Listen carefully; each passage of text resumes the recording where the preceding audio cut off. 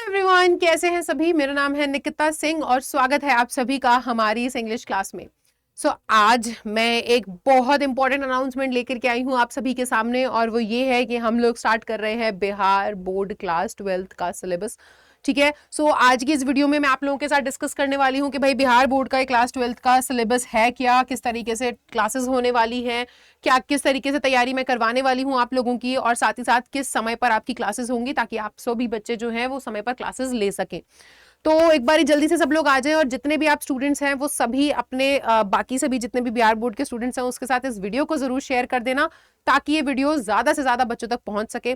और जो बिहार बोर्ड के बच्चे होते हैं काफी परेशान हो रहे होते हैं क्योंकि उन्हें समझ में नहीं आता भाई कहाँ से पढ़ें कैसे पढ़ें, और इंग्लिश तो वहाँ पे 100 मार्क्स की आती है और काफी ज्यादा उथल पुथल मच जाती है ना, क्योंकि आपके पास 2 बुक्स होती है पढ़ने के लिए, काफी कुछ है वैसे इंग्लिश में पढ़ने के लिए बिहार बोर्ड में।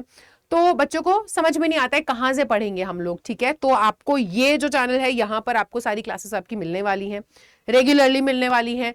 तो इस वीडियो को जरूर शेयर कर देना, और जो बच्चे नए हैं वो इस चैनल को सब्सक्राइब करना मत भूलना, क्योंकि यहीं पर आप लोगों की सभी सब्जेक्ट्स की तैयारी हम लोग करवाने वाले हैं। ठीक है, चलिए तो इसी के साथ क्लास 12 करते अपन शुरू।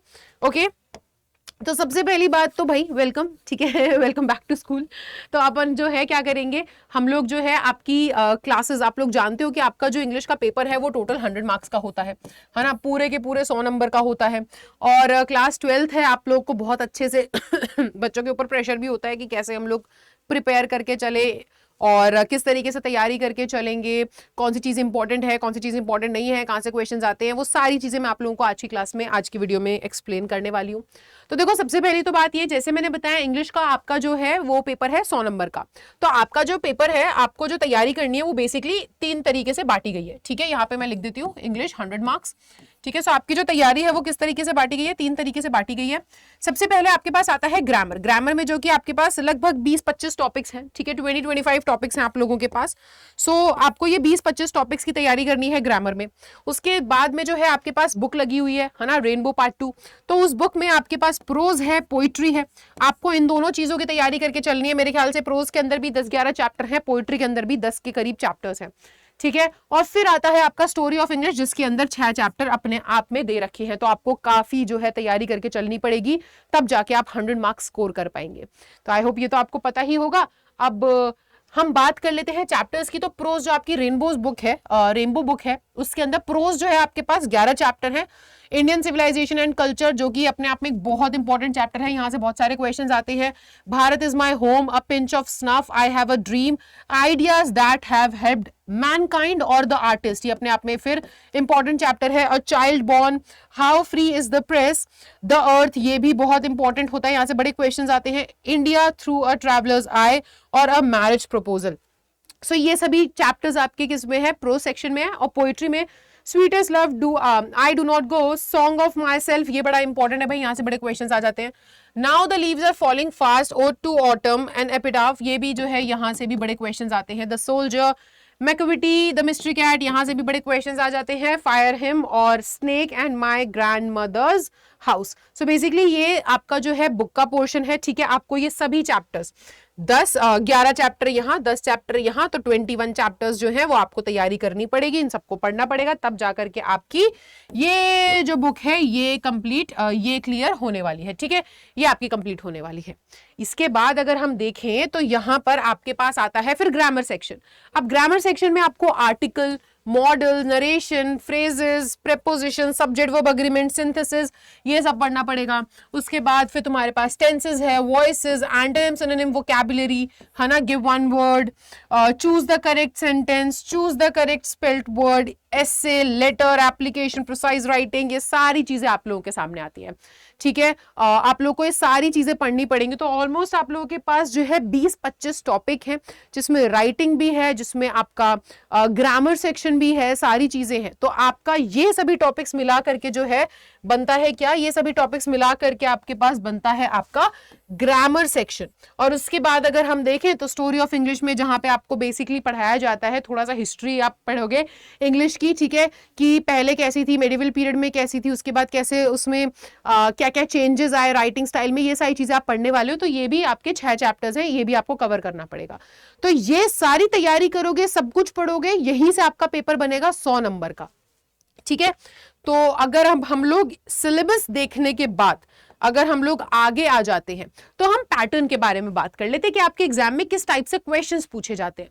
तो देखो, ऑब्जेक्टिव आपके सामने पेपर रहेगा और सब्जेक्टिव, ठीक है। ऑब्जेक्टिव क्वेश्चंस जो हैं आपके पास एमसीक्यूज रहेंगे, ग्रामर से आते हैं 60 क्वेश्चन, ठीक है। यहां पे बेसिकली होता क्या है कि आपसे ना 100 क्वेश्चन पूछे जाते हैं ऑब्जेक्टिव, ठीक है। 100 ऑब्जेक्टिव क्वेश्चंस होते हैं जिसमें से आपको कोई भी 50 करने होते हैं, ठीक है। 100 सवाल पूछे जाएंगे, आपको जवाब देना होगा कोई भी 50 का, वो आप अपनी मर्जी से चुन सकते हैं, आप जहां से तैयारी करके गए हैं। तो 100 सवाल कैसे आते हैं? 60 सवाल होते हैं आपके पास ग्रामर के और 40 सवाल जो होते हैं वो आपकी बुक से होते हैं, ठीक है। स्टोरी ऑफ इंग्लिश का भी होगा, यहाँ पर आपके प्रोज पोएट्री से भी होंगे। सो आपके पास यहां से क्वेश्चन आते हैं, तो यहां से मिलाकर के 100 सवाल बनते हैं जिसमें से 50 आपको कोई करने होते हैं। अब सब्जेक्टिव में क्या रहता है? सब्जेक्टिव में अब यहां पर आप समझिएगा कि 50-50 डिवाइड हो रखे हैं, तो आप यहां पे 100 क्वेश्चंस आपको मिलेंगे, 50 आपको करने होंगे, तो यहां से आप 50 मार्क्स, एक एक नंबर का रहता है ना, तो 50 मार्क्स आपके ऑब्जेक्टिव से बनते हैं। सब्जेक्टिव से भी आपके यहाँ पे 50 नंबर बन जाते हैं। अब ये 50 नंबर कैसे बनते हैं इसको आप देखिए। तो सब्जेक्टिव में क्या होता है, एक आपके पास ऐसे आएगा, ठीक है, 8 नंबर का रहता है, एक आपको करना पड़ेगा, तो आपके 8 नंबर यहां से बनते हैं। फिर प्रोज से आपसे क्वेश्चन पूछा जाएगा जहां पे आपको ऑप्शन मिलता है कि आपको 3 से 4 क्वेश्चन है, उनमें से कोई एक करना है, ठीक है। तो आपको क्या कहते हैं, ये प्रोज का क्वेश्चन करना पड़ेगा, ठीक है। फिर पोएट्री में भी आपके पास ऑप्शन रहता है, आपको वो करना पड़ेगा एक।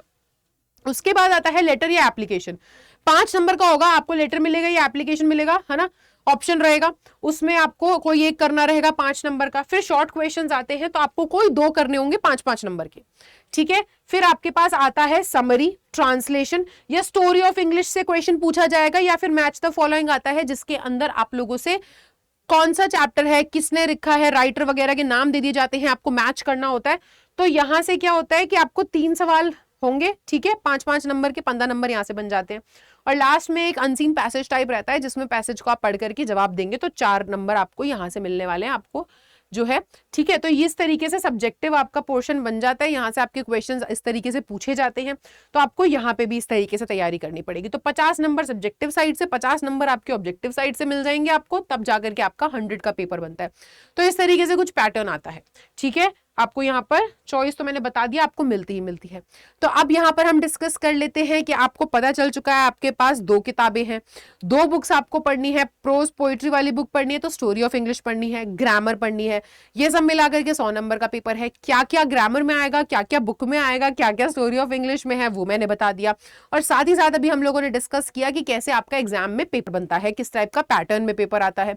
तो अब आपको क्लासेस किस समय पर लेनी है, सिलेबस कैसे पूरा होगा, तो देखो, मंडे से लेकर के Tuesday, Wednesday, Thursday, Friday and Saturday, तो हफ्ते में 6 डेज जो है आपकी क्लासेस चलने वाली हैं, और वो चलने वाली है डेली शाम को 8 बजे। 8 बजे आपकी क्लास रहेगी, आपको समय पर क्लास लेनी है। देखो, क्लास के कुछ रूल्स हैं जिसको लेकर के आपको रहना है बड़ा ही ज्यादा, क्या बहुत ही ज्यादा कहोगे, रूल्स को क्या करना है, you have to abide by the rules, आपको वो रूल्स मानने पड़ेंगे, आपको रूल्स ओबे करने पड़ेंगे, जो कि है बी ऑन टाइम। 8 बजे क्लास है तो 8 बजे आए। कोई एक्टिविटी है, कोई क्वेश्चंस हम लोग कर रहे हैं क्लास में, तो आपको उसमें पार्टिसिपेट करना है खूब अच्छे से, ठीक है ना। और आपको जो भी एक्सेप्ट चैलेंजेस, मतलब देखो, इंग्लिश है अपने आप में एक अलग भाषा है, तो आपको बहुत से बच्चे इसमें क्या करते हैं, घबरा जाते हैं। तो देखो, चैलेंज जिस रास्ते में बहुत आएंगे, प्रॉब्लम्स आएंगी, लेकिन हम उसको ओवरकम करेंगे। तो आपको उनसे डरना नहीं है, आपको एक्सेप्ट करना है, आपको उनसे, ठीक है, मैं आपकी हेल्प करने के लिए हूँ, आपको उनसे लड़ना है, और फिर वो सारी प्रॉब्लम्स जो है वो दूर भाग जाएंगी।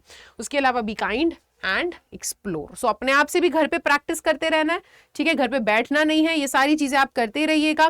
और यही क्लास की रूल्स हैं, टाइम पर रहिएगा, डेली बेसिस पे रेगुलरिटी, पंक्चुअलिटी, मैं हमेशा बोलती हूँ कि बहुत जरूरी होते है एक स्टूडेंट के लिए। अगर आप अपनी तरफ से रेगुलर हैं, पंक्चुअल हैं, तो फिर आप बाकी अपनी टेंशन छोड़ दीजिए। मैं आपको क्लास में जो चीजें पढ़ाने वाली हूँ, जैसे करवाने वाली हूँ, डेली शाम को 8 बजे आप क्लास अटेंड करो। क्लास में वो जो क्लास जितनी देर की है उसको बहुत एक्टिवली देखो, अच्छे से समझो, क्वेश्चंस पूछो, डाउट पूछो, डाउट क्लियर होंगे। और बाकी जितना बताया जाए, घर के लिए दिया जाए, प्रैक्टिस रिवीजन करते रहिए, तो देखना कोई दिक्कत नहीं होगी, 100 मार्क्स हम लेकर के आएंगे। सो इसी के साथ क्लासेस हो रही हैं आपकी शुरू डेली शाम को 8 बजे। तो see you in class guys, time पर आइएगा सब लोग, और मिलेंगे फिर क्लासेस में। तो तब तक के लिए bye bye, take care, thank you so much.